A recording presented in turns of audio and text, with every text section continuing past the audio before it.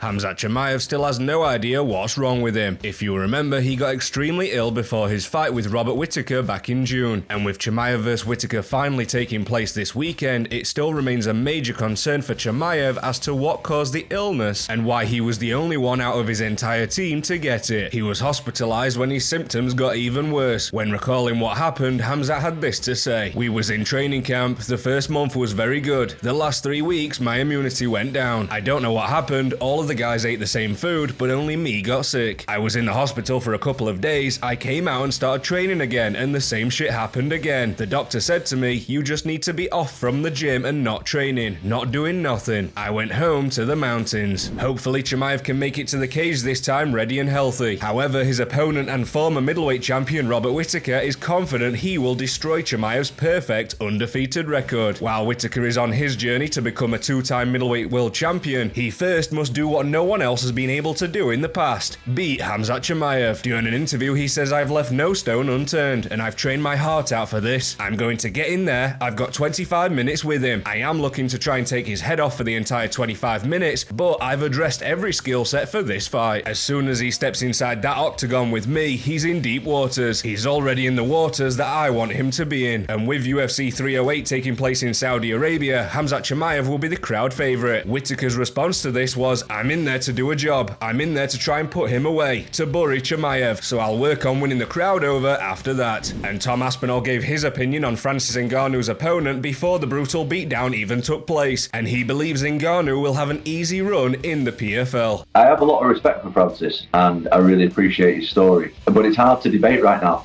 Like, the guy he's fighting, he's not elite, do you know what I mean? And the guys he'll be fighting in the future aren't elite, and it's as simple as that. Like, these aren't the best guys in the world. Like, the guy he's fighting fought a friend of mine and a training partner of mine, Ante Delia, last year, and Ante just destroyed him within a minute or two. Took him down, ground and pounded him, and stopped him within the first minute, and now this guy's fighting Francis Ngannou. So the guy isn't elite, his opponent. Yeah, he's big, yeah, he's powerful, yeah, he could knock you out, but he's not an elite heavyweight. I'm not disrespecting him, but that's just the honest opinion. Yeah. The elite guys are not in PFL. The elite guys are in the UFC. So, like I said, I've got a lot of respect for Francis and his story and what he's done in the sport. But it's difficult to say that he's the best heavyweight in the world when he isn't fighting elite guys right now. So maybe Ngannou cleans out the PFL heavyweight division and makes a big return to the UFC. Maybe get Ngannou vs Aspinall to crown a legitimate undisputed UFC champion. Will we ever see that happen? Leave your thoughts below. And talking to Tom, he's revealed that he's spoken with the UFC and that they've developed a 2025 roadmap for the heavyweight title. He says, and quote, "It's looking great now. We got a plan.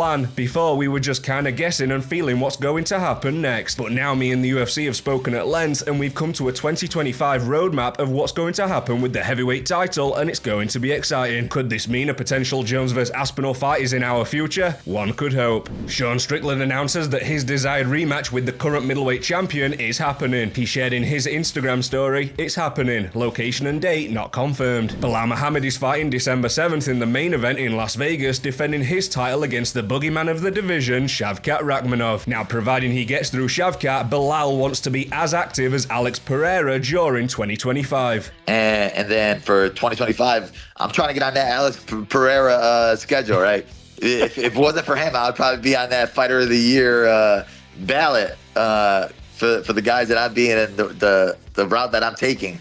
But, he still exists.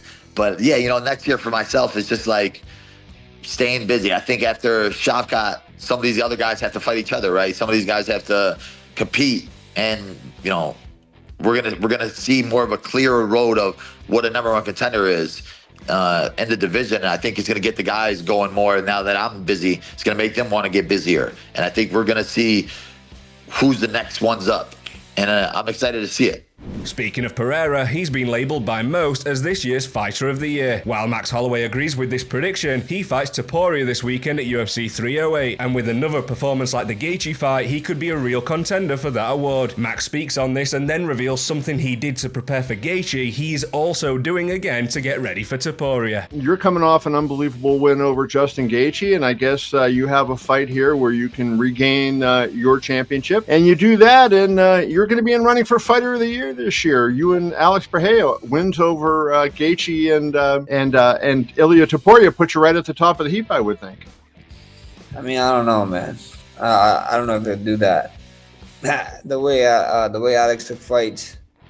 I mean, the fastest guy to defend his title, right? With 3 title defenses, that's a hard man to beat. I mean, every time I'm in the talks for it, somebody's having a crazy ass year, and I think Alex Pereira got Yeah. the win bag already.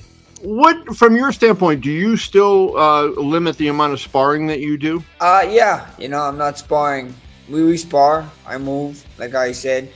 We got back into sparring for the Justin Gaethje fight just because who Justin was, and we're sparring smart for this fight too because who Ilia is. But at the end of the day, it's all about taking care of your body, and being smart about it. And I think so. We found a great balance, and that makes me able to spar again, and I'm loving it. Now, I was on the fence predicting this one, but now we know Max has been sparring, something which has always given him his best performances. I'm picking Max Holloway in this one, and new. That's all for today's video. Remember to like and subscribe, and I'll see you in the next one. So I'ma let my chest poke out just a little. I'm headed to the top, can't stop in the middle. We are on the rise, so keep watching the sky.